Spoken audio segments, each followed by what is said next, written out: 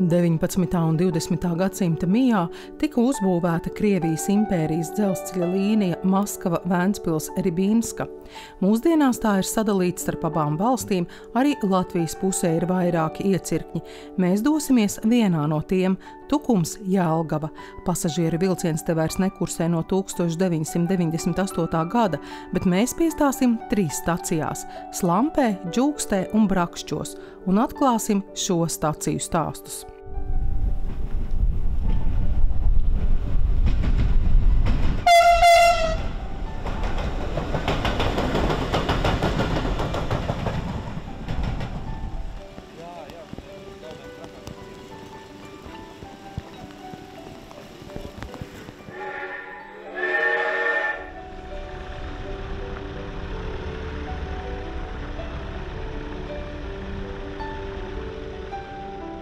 Brakšķu stacijas atklāšanā 1937. gada 11. decembrī piedalījās arī tā laika valsts prezidents Kārlis Ulmanis. Viņš bija pārliecināts, ka tālākiem izbraucieniem lietojami ir vilcieni, bet no vienas dzelzceļa līnijas līdz otrai var nokļūt arī ar zirgu, nevis autobusu, tā taupot degvielu. Tā savulaik vēstījis laikraksts Mūsu mājas viesis.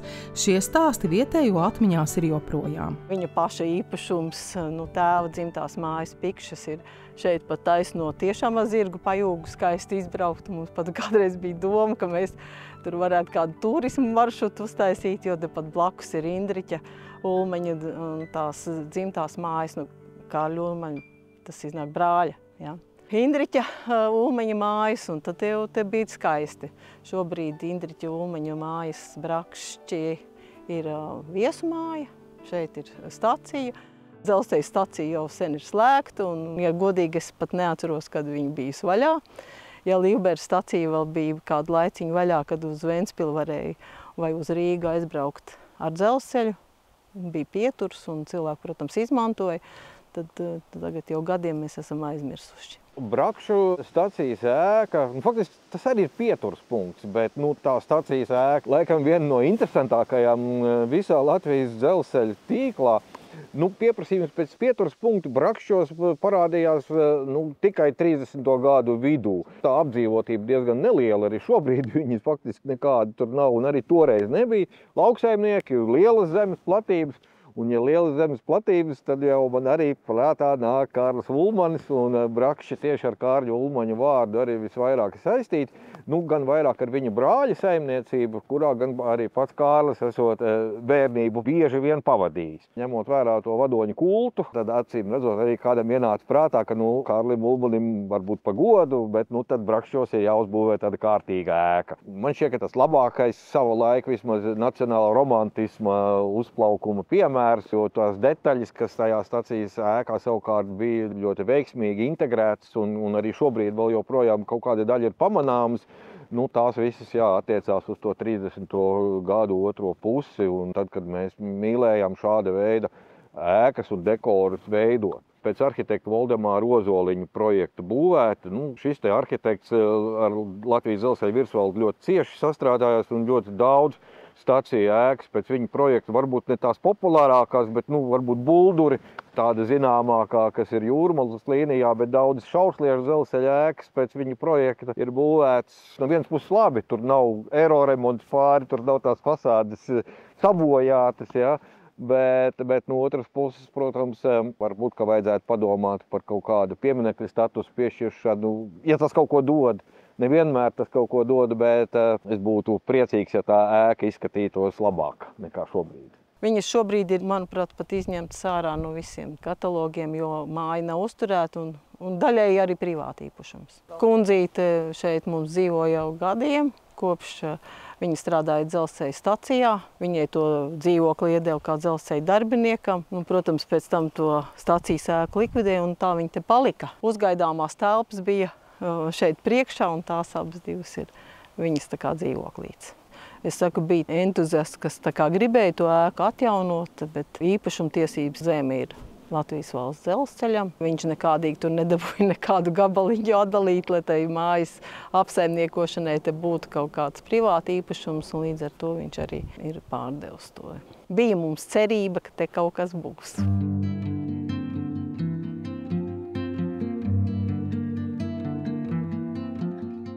dzelzceļa līnija šī ir diezgan tāda, no mūsdienu viedokļa tāda mazliet divdomīga.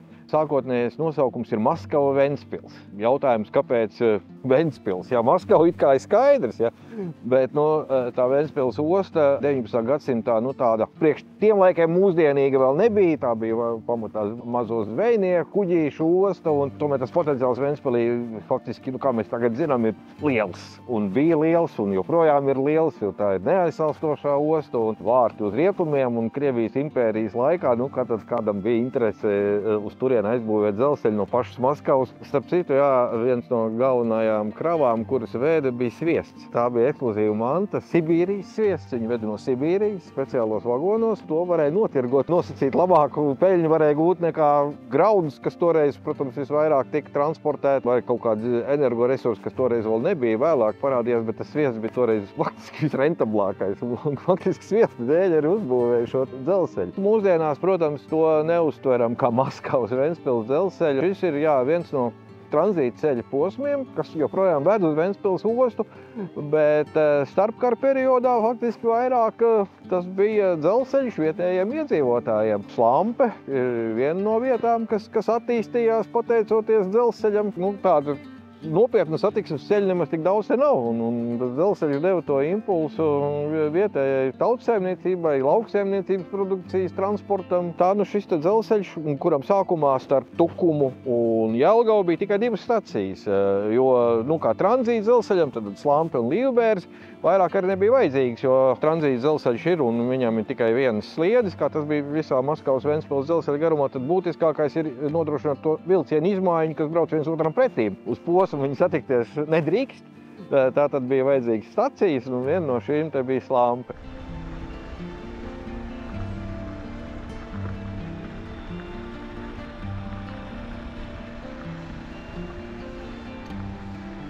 Aina Gods, Jāņu meita. Dzimusi 34. gadā 15. maijā, tad, kā Ulmanis uzkāpa tornī. Es esmu Ulmaņa meita, droši vien es smējos pa jokam. Es pa pārmīnieci no Daudzevas. Tur likvidējās pārmīnieci, es sākusi mācīties 17 gadu, man bija pāri jau gan 18 un sāku mācīties pa pārmīnieci. Daudzevā, tas uz Krustpils līnijas. Kāpēc jūs tā interesēja mācīties tieši par pārmīnieci? Es nezinu pati, agrāk jau tāpat nebija laikam tādi darbi, jo mans tēvs bija brigadieris. Brigadieris uz dzelzceļa strādāja, un varbūt tāpēc, es nezinu, dzelzceļa ēkā es esmu dzimusi tur, ieteica, ka te ir brīvs, un tā es te atvilkos. Par sakot, neatnāc, bet atvilkos. Kurā gadā tad tas bija, ka jūs te Slampē nonāca? 65. gadā. Visi vienkārši. Darbs bija, kaut kur jau jāstrādā. Es nevaru teikt, ka tur patika, un nevaru teikt, ka man nepatika. Savu laiku nostrādāju, un viss, kas tur patikties. Es nezinu, varbūt kādiem citiem kaut kur par jums patīk savus darbus. Jā, protams, es redzēju, jums satikos. Priekšnieki bija normāli. Un labi bija, ka vajadzēja, varbūt, ka vajadzēja sastrīdēties, bet kauties nevajadzēja. Tas jau labi. Bet nebija jau par ko strīdēties. Katram savs darbs ir, nekādu vainu. Doktori jau bija dikti labi. Jelgavā jau pašā stacijā ir dzelzceļa tā poliklinika bija. Tagad jau laikam vairs nav tagad agrāk. Bija dzelzceļa doktori bija Jelgavā. Visus ārstēja. Līdz 50 gadiem nepilnu, tad bija jāiet tā uz 3 gadiem. Komisija bija jāiet. Komisija. Pēc tam bija jāiet katru gadu uz komisiju pārbaudi. Un ar brillēm un kurlus jau neņēma. Tā kā tagad jau neņemt uz dzelzceļu. Ka nepiedzirdēja, neņēma. Tad. Un ar brillēm arī, kad tu jauns biji, nevarēja tikt uz dzelzceļu. Mans Robīs, kur te tu izgājis ārā bijis, ko? Parasti jau tu aizbrauc, jau kādreiz aizskrien projām Robīti. Te es viņu glābu to sunīti. Bija viens tādi labi ģimeni, bija atstājuši likteņi varā. Man bija viens cits sunīts, viņš nomira no vecuma.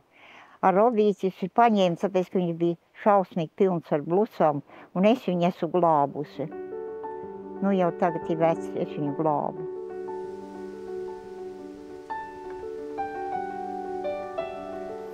vēstures avotos, ja mēs runājam par cara laiku, vienīgais, kas vispār ir rakstīts par Slampi, ir tas, ka te bija krājaizdevumu kases nodaļa.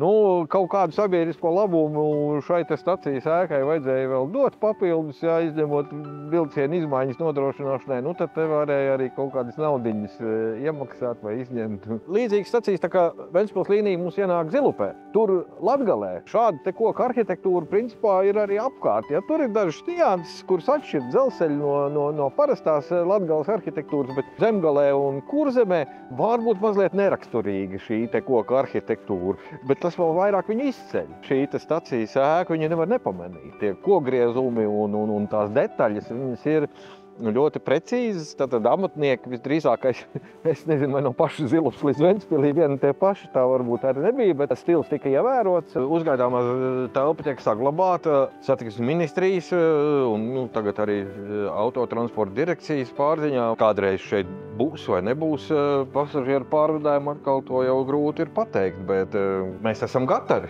Viss ir, un stacijas dežurants arī ir, un lodziņš arī vēl ir, bet, tur, ja, protams, tas varbūt biļešu automāti un elektroniski, bet jebkurā gadījumā krāsnes arī kādreiz te ir bijusi. Tagad tas, protams, viss ir pārdalīts un telpas ir atvēlētas vairāk tehniskajām vajadzībām, mazāk pasažieriem, bet četri var piesaist. Šitie cik oriģināli no padomu laikiem? Jā, padomu laikos tāda dizaina krēsli bija daudzās stacijās. Maz kur viņi ir saglabājušies, mēs glabājam, bet grīda iet pavisam oriģināli, un tā ir visdrīzākais. Es, protams, to tā neņemos 100% apgalvot, bet man liekas tomēr, ka no pašiem pirmsākumiem, jo ar grīdu jau parasti ir tā, ja viņi ir pareizi likti, tad jau viņi stāv. Šobrīd šis dzelzceļa iecirknis mums ir pilnībā automatizēts, respektīvi, te nav nepieciešams personāls uz vietas, vilcienu kustība notiek ar tālvadības palīdzību, tāpēc pamatā te ir dažādi veidi aparatūra, bet, protams, kad stacijas darbiniekiem telpas joprojām ir palikušas.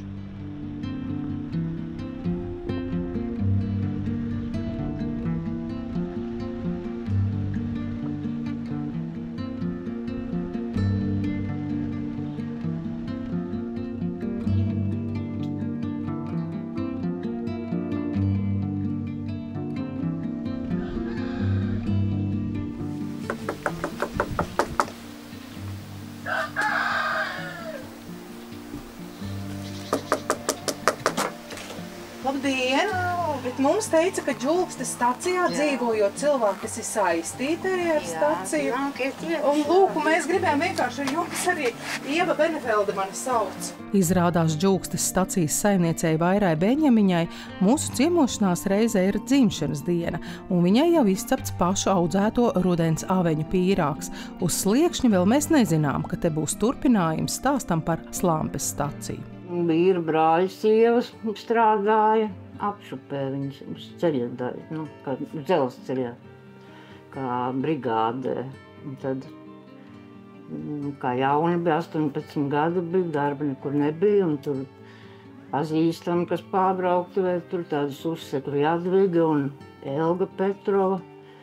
Tās mani paņēma, atsakot ar priekšniecības atbalstu, izmācīja, tur dežūrēja pie viņām, un tā es tiku uz to dzelzceļu. Tā kā no sākuma pa brigādē, pa strādnieku, un pēc tam kā dežuranta. Un Džulkstē kā jūs nonācāt? Džulkstē es nonācu ar 70. gadā, nācu uz dzelzceļu un prasīju dzīvokli. Un dzīvokli, zinām, ka te bija tukši, vienis tam dzīvoklis. Var sakot, tā divstāv māja, tā ar dzelzceļu, bet viņi ir nopirkta un pārdota cilvēks nopirka. Un nedēļa man, jo es gaidīju bērniņu pirmo un piedzima bērniņš, un pēc gada nācu atpakaļ strādāt, un tad man to dzīvokli vienalga iedeva, jo viņš stāvēja tukšs. Tā es te atkolamies, mēs dzīvojam Apšupē un atkolamies te uz Džulksti. Un tajā darbs bija tuvāk, tad braukāju Slampi. Slampas stacija arī? Slampas stacija pēdējā gada, no 87. gada Slampas stacijā pa dežurantu. Dežuranti jūs tur bijāt. Un kādi jūs atceraties Slampas stacijā to laiku? Tas jau bija Briesmīgs laiks bija, vilcieni gāja, tā ka pilnīgi ik pa pusstundai divi mainījās, tad bija labi. Tajā laikā un arī notika visādas neģēlības, žaga degvielas, kannas met ārā un drausmīgi bija tajā laikā. Un arī pārtikas vagons un mūsu dzelzceļa bija strādnieki apgādāt, braucam katru mēnesi vai katru nedēļu pat pakaļ. Bija porcijas katram, vai tur puskilograms vai kā. Tas vai kas, viens aizbrauc, naudu savāc un aptveda, kā sadala, tā kā apgādāti bija. Tas bija tā kā dzelzceļa darbinieki? Jā, dzelzceļa darbinieki, jo Jelgavā bija arī taču viss veikali, tur dzelzceļa daudz, kas dzelzceļam daudz, kas bija klubi un viss, ka viss nodzīvājumi, ka viss. Kad tur dežūrēt, tev nebija laika pa veikaliem, kā tur bija jāstāv stundām rindā vai kā, lai tu kaut ko dabūtu. Arī organizēt reizēm uz Lietuvu, pat vienreiz vilciens gāja arī iepirkties tā kā uz. Tādā ziņā nāca arotbiedrība pretī, nevarēja sūdzēties. Pa gadiem nav, bet tie kolēģi, kas Slamtu stacijā, kas bija arī pa jubilejām viens, tā ir Kovaļčuku Jadviga. Bet tas ir tieši stacijā? Jā, tieši stacijā. Ballītes taisījā? Jā, ballītes mums notika jubilejas. Bet tā Anniņa Stabiņa, tā ir vēl tagad dzīvā, tā bijusē priekšniece Jadviga Kovaļčuka, tā ir Tukumā dzīvo tagad. Tā ir no Jelgavas, viņa aizgāja prom. Bet sievietes vien, tad ko jūs Jā. strādājat dzelzceļu? Stacijā jau pārsvarā viss bija sievietes. Kā tas ir dzīvot? Bijušās stacijas? Nezinu, mēs tā kā saka, kā jūs te dzīvājat, tā kā uz dzelzceļa, kad tur iet garām, gadu jau bija, ka nevarēja pierast, kā vilciens iet garām, tad jau gultā uzraujies, vai esi darbā vai mājā, tad pilnīgi tā jau 40 gadu pār nostrādāts. Paik pierāda un nevarēja, ka bija jāiet projām, maz negribējās iet. Kaut gan darbs bija smags un visādas veselības problēmas, naktas strādājums. Jā, kas tajā ievelk visā? Tas tā kā armija, mums jau bija, ka 8 darbā, ka es nevarēju tā var aiziet 10 minūtes vēlāk, vai kas tas tev bija tā. Punktiņu tur reizēm bija, ka ziemas bija bargas tajā laikā un nevarēja no mājas ārā tikt darbu. Un aizēja uz autobusu un autobusam nav ceļš izšķūrēts un tu nevari tikt. Un raudādams ej pa dzelzceļu pa sliedēm. Un domāju, kas nekā cilvēkiem mājām man jāiet, bet tagad, ka pensija ir, tad es, kā saka, slavēju dzelzceļu, mums diezgan labas algas bija un labas pensijas sapelnījām. Tā kā žēloties nevar. Jā, dzīvoklis te bija priekšniekam, tad viņš te visas tās durvis te ir nomainītas, bet tās vietas ir saglabājušās. Un apakšā ir pagrabs pa visu māju. Tā kā mums prērijas lielas var iemest acis, viss tā kā izdomāts tā kā slēptuve vai kas tāda. Un tas pagrabs ir saglabājies, kāds bija, vai ne? No ķieģeļiem viss. Un mums ir katls centrāla apkure, kurinām un mājas silti pārtaisi. Un tad tie pamati visi ir saglabājuši? Jā, tie visi. Un arī visi, tie dēlīši ir apšūti laikam kurā gadā, bet arī jau vajadzētu kaut ko siltināt. Mums no iekšpuses ir siltināts, bet Tā uzgaidāmā tāla bija pa šo pusi, jā? Jā. Tās ir tās te bija viss bija perons, viss bija frīzēm nolikts, viss tas līdz sliedēm tur. Un tad pēdējā apstāšanās vagonam bija laikam, kur tas staps apmēram. Paprasīšu. Jau tēt, kur tā šilts ir tā džūks. Tā šilts, kur ir? To grib redzēt. Viņš tur otrā pusē augšā uz mājas stāvi. Tur mēs bijām virs durvīm. Bija tāds vēl no kuriem laikiem tāds savādāks īstais no Latvijas laikiem, bet tas aizgāja bojā. Nu jā, tu jau arī izsūtītie besti. Jā, tieši tur no tās, tur vēl ziedus, vēl tagad cilvēki liek uz sliedēm, brauc, kam vēl kādu radi vai kas dzīvi.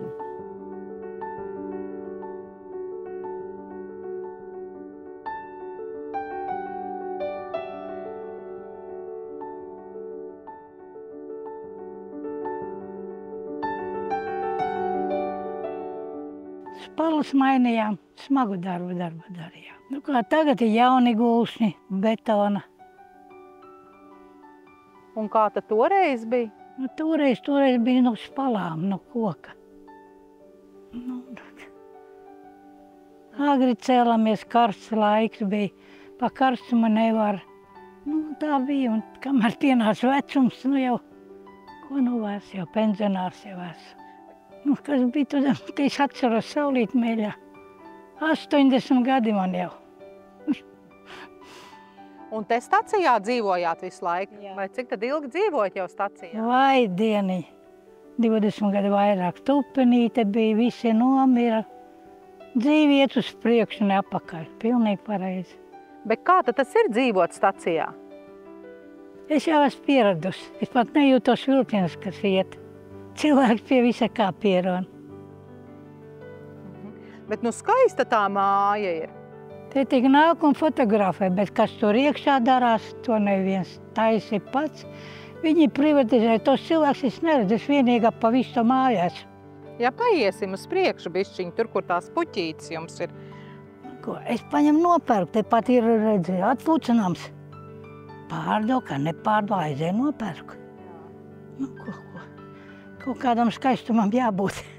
Es viena pati sargāju tā būdu, Ulmaņa būdu. Bet te jau skaisti ir, Ulmaņa būda. Man piedāvāja ciempadomu, ejiet centrā, tur arī var. Kas es pēc katru kociņu zinu, ka kur brūklenītes jau zinu, kur tālu neju, tāpēc, ka es apmaldos. O tā ir vec cilvēks. Jauna nepaliek, paliek vēl, kur nu vairs. Tā ir. Nu, tad jūs tagad esat stacijas priekšniece, ja jūs te viena esat pār. Kādreiz priekšniece. Man jau zvēr, ka man jāmeklē pēcīt mīļā. Ak, Dievs debesīs. Nu, kaut ko vajag darīt. Jā. Nu, tāda ir dzīve. Jā, dzīve raiba, kā dzeņa vēdats. Tā ir.